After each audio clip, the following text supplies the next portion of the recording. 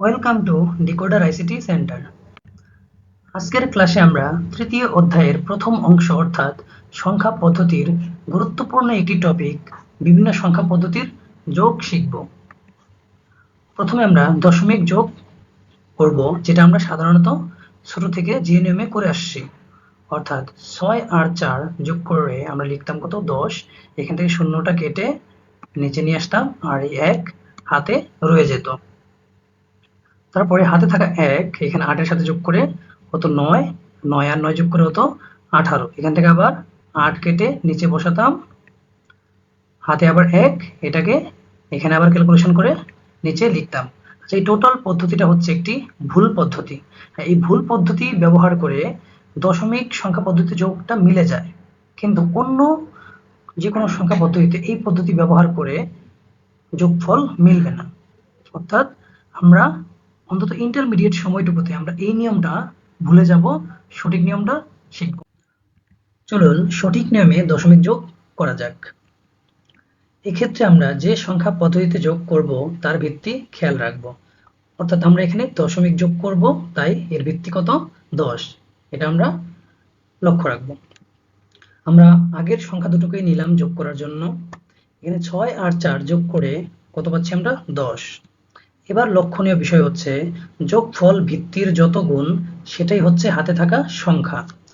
এখানে যোগফল 10, ভিত্তি 10 এর কত গুণ? অবশ্যই 1 গুণ হবে। কিন্তু যদি এখানে যোগফল 11 কিংবা 12, 13 এসব কিছু হতো, তখনও কিন্তু আমরা 1 গুণই বলতাম শুধু পূর্ণ সংখ্যায়। অর্থাৎ এখানে কত গুণ সেটা শুধু আমরা পূর্ণ সংখ্যায় চিন্তা করব।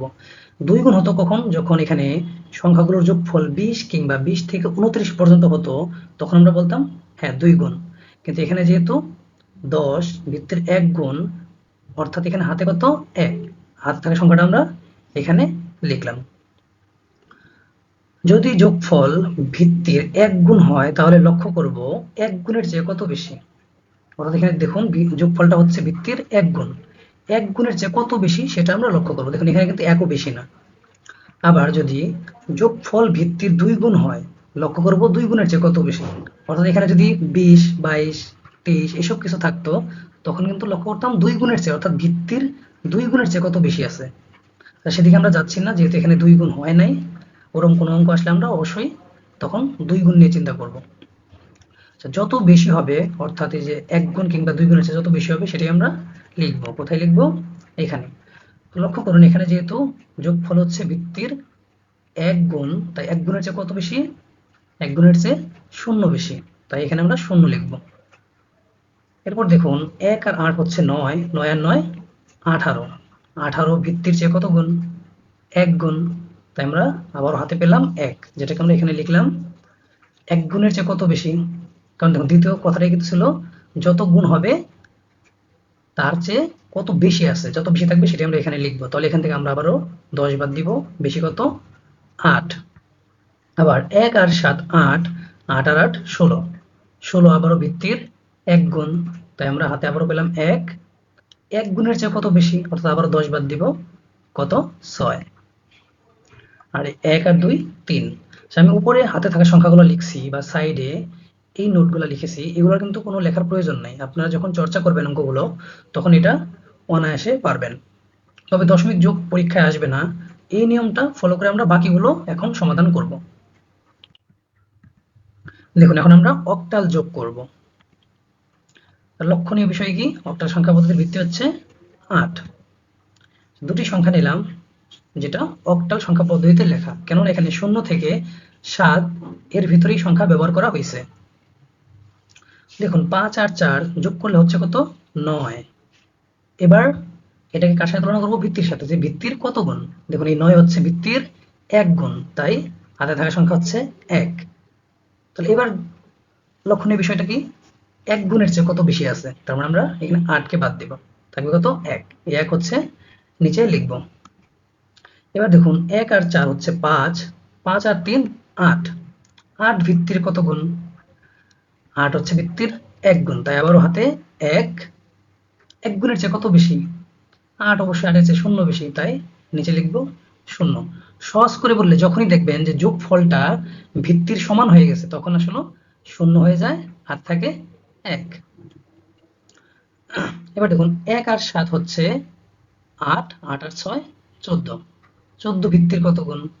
আবারও ১ গুণ, তাই হাতে হচ্ছে ১, ১ গুণের চেয়ে কত বেশি? -৮ সমান ৬, আর ১ আর ৩ ৪। এবার আমরা একটা বড় অঙ্ক সমাধান করব যেখানে হাতে ২ আসবে। তো দেখুন এটা আমরা করব। ৩টে সংখ্যা যেটা অক্টাল সংখ্যা পদ্ধতিতে লেখা আছে, তো আমরা এটাকে যোগ করব। দেখুন ৬, ৭, ৫ যোগ করলে হচ্ছে কত? ১৮। ১৮ ভিত্তির কত গুণ? দেখুন ১৮ কিন্তু আর ভিত্তির এখন ১ গুণ নাই, এবার কিন্তু ২ গুণ, কেননা ১৬ থেকে ২৩ পর্যন্ত হচ্ছে ২ গুণ, ২৪ থেকে পরে আবার ৩ গুণ হয়ে যাবে, বাট ১৮ যেহেতু ২ গুণ, তাই হাতে থাকা সংখ্যা হচ্ছে ২। এবার আমরা কি করব? কত যে কাজটা করবো সেটা হচ্ছে ২ গুণের চেয়ে কত বেশি, অর্থাৎ এখানে ২ গুণকে আমরা বাদ দিব। এবার কিন্তু আর এখানে দেখুন ৮ বাদ দিছি, কিন্তু এবার কিন্তু ৮ কে বাদ দিব না। এবার যেহেতু হাতে থাকা সংখ্যা ২, তাই ২ গুণকে বাদ দিব, অর্থাৎ ১৮ থেকে ১৬ বাদ দিলে আসতেছে ২, যা আমরা নিচে লিখব। আর এখানে ২ আর ৩ ৫, ৫ ৫ ১০ আর ৫ ১৫, ১৫ কিন্তু আবার ভিত্তির ১ গুণ, তাই হাতে থাকা সংখ্যা হচ্ছে ১, এখান থেকে তাহলে ১ গুণকে বাদ দিব, অর্থাৎ ৮, ৮ বাদ দিলে পাচ্ছি ৭, যা আমরা নিচে লিখব। এবার ১ আর ৭ ৮, ৮ আর ৬ ১৪, ১৪ আর ২ ১৬, ১৬ হচ্ছে ভিত্তির ২ গুণ, তাই হাতে থাকা সংখ্যা হচ্ছে ২। এবার আমরা ২ গুণকেই বাদ দিব, থাকবে ০। এই হচ্ছে লিখব ০, আর ২ আর ২ ৪, ৪ আর ১ ৫। এবার আমরা বাইনারি যোগ করব। লক্ষ্য করি এখানে ভিত্তি হচ্ছে ২, দুটি সংখ্যা দেওয়া আছে, যে সংখ্যা দুটি বাইনারিতে লেখা আছে। ১ আর ০ যোগ করলে 1 বা ১ হয়ে যাচ্ছে। এরপর ১ আর ১ যোগ করলে হচ্ছে কত? ২, যা ভিত্তির সমান, অর্থাৎ ভিত্তির ১ গুণ। তাহলে হাতে থাকা সংখ্যা হচ্ছে ১, ১ গুণের চেয়ে কত বেশি? বাদ দিব ২ কে, অর্থাৎ ০ হয়ে যাবে। আবার ১ আর নিচে লিখব কত আমরা? তাহলে নিচে লিখব ০। আবার ১ আর ১ হচ্ছে আবারও ২, তাহলে হাতে থাকা সংখ্যা ১, তার নিচে লিখব কত? ০। এবার দেখুন ১, ১, ১, ৩টা ১ যোগ করলে হচ্ছে কত? ৩, ৩ ভিত্তির কত গুণ? ১ গুণ, তাই এখানে লিখব হাতে থাকা সংখ্যা ১, আর যেহেতু ১ গুণ তাহলে ১ গুণকেই বাদ দিব, তা ২ বাদ দিলে কত পাচ্ছি? ১। আবারও যোগফলটা হচ্ছে ৩, আবারও তাহলে হাতে থাকা সংখ্যা হচ্ছে ১, এখান থেকে বাদ দিব ২, থাকবে কত? ১। এই ১ লিখবো আমরা নিচে, আর এই ১ সরাসরি নিচে বসবে। এবারে আমরা ৩টি সংখ্যার বাইনারি যোগ করব। দেখুন এখানে ১ আর ১ যোগ করলে হচ্ছে ২, যা ভিত্তির ১ গুণ, তাই হাতে থাকা সংখ্যা ১, ১ গুণের চেয়ে কত বেশি? ০ বেশি, তাই নিচে লিখব ০। আচ্ছা, আপনারা এভাবে লিখবেন না, সাইড দিয়ে লেখার প্রয়োজন নেই। এবার দেখুন ৪টা ১, অর্থাৎ যোগফল হচ্ছে ৪, যা ভিত্তির ২ গুণন, তাই এখানে ২ লিখব। হাতে থাকা সংখ্যা বাদ দিব কত? এবার ৪ কে বাদ দিতে হবে, যেহেতু হাতে থাকা সংখ্যা হচ্ছে ২, তাই ভিত্তির ২ গুণকে বাদ দিব, আর ভিত্তির ২ গুণ হচ্ছে ৪, তাহলে কত হলো? ০। এবার দেখুন ২ আর ১ ৩, ৪, ৫, ৫ ভিত্তির কত গুণ? ২ গুণ, তাই আবার হাতে ২, বাদ দিব ২ গুণকে, অর্থাৎ ৪, থাকবে কত? ১। এই ১ আমরা নিচে লিখব। ২ আর ১ ৩, ৪, ৪ হচ্ছে ভিত্তির ২ গুণ, তাই হাতে থাকা সংখ্যা ২, বাদ দিব ৪, থাকবে ০, যা আমরা নিচে লিখব। ২ আর ১ ৩, ৪ আবারও ৪, একইভাবে হাতে থাকা সংখ্যা ২, লিখব আমরা ০। এবার দেখুন ২, ৩, ৪, ৫, আবার হচ্ছে যোগফল ৫, ৫ হচ্ছে ভিত্তির ২ গুণন, তাই এখানে ২ লিখব, বাদ দিব ৪, থাকবে কত? ১, যা আমরা এখানে লিখব। এবার দেখুন এখানে আর কোনো সংখ্যা নাই, তাই আমরা এখানে সরাসরি ২ বসাতে পারবো না, কারণ বাইনারিতে ২ বলে কোনো অঙ্ক নাই। অর্থাৎ এই ২ কে আমরা আবারও যোগফল হিসেবে চিন্তা করে এখানে লিখতে পারি, অর্থাৎ ২ হচ্ছে ২ এর ১ গুণ, তাই হাতে থাকা সংখ্যা হচ্ছে আবারও ১, আর ১ গুণের চেয়ে কত বেশি? ০ বেশি, তাই এখানে লিখব ০, আর ১ সরাসরি নিচে চলে আসবো। অথবা এখানে আপনারা সহজ করে চিন্তা করতে পারেন যে বাইনারিতে ২ মানে হচ্ছে ১০, তার মানে সরাসরি ১০ লিখলেও হয়ে যাবে, এভাবে চিন্তা করতে হবে না। তবে এগুলা চর্চা করতে করতে আপনাদের এগুলো অনেক সহজ হয়ে যাবে, তখন আর সাইড দিয়ে কিচ্ছু লিখতে হবে না। এবার দেখুন আমরা হেক্সাডেসিমেল যোগ করব। সেক্ষেত্রে লক্ষ্য রাখবো ভিত্তি হচ্ছে ১৬, আর কিছু মান আমাদের মুখস্থ রাখা লাগবে, অর্থাৎ এর মান হচ্ছে 10, বি এর মান 11, সি 12, ডি 13, ই 14 এবং এফ 15। সেখানে দুটি হেক্সাডেসিমাল সংখ্যা দেওয়া আছে যাদেরকে আমরা এখন যোগ করব। আচ্ছা, বি কে আমরা 3 এর সাথে যোগ করতে পারবো না, কিন্তু বি এর যে মান আছে অর্থাৎ 11 সেটাকে আমরা যোগ করতে পারবো। তাহলে 11 আর 3 যোগ করলে কত হচ্ছে? 14। অর্থাৎ আমরা কি এখানে 14 লিখতে পারবো না? 14 একটি সংখ্যা, আমাদের লিখতে হবে অঙ্ক। তো 14 এর প্রকাশিত অঙ্ক কোনটি?